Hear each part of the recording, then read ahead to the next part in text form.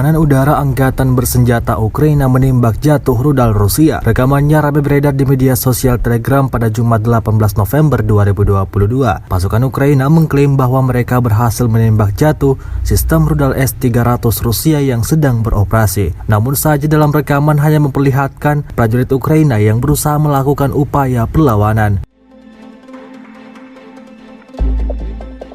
Coba menghalau serangan udara dari Rusia dengan menembakkan sistem pertahanan udara di zona perangnya pada malam hari. Rusia melaporkan secara total 333 pesawat Ukraina, 177 helikopter, 2.520 kendaraan udara tak berawak, 388 sistem rudal anti pesawat dieliminir sejak awal operasi khusus.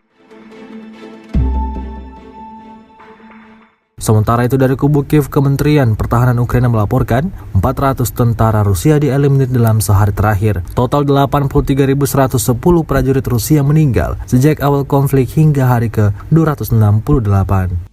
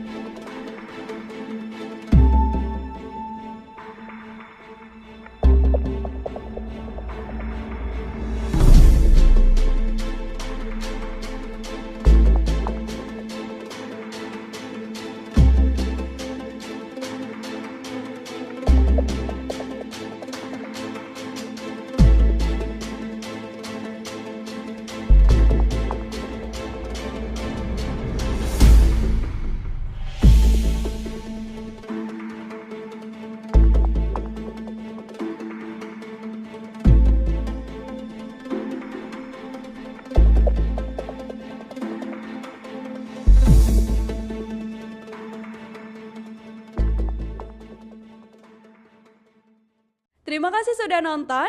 Jangan lupa like, subscribe, dan share ya.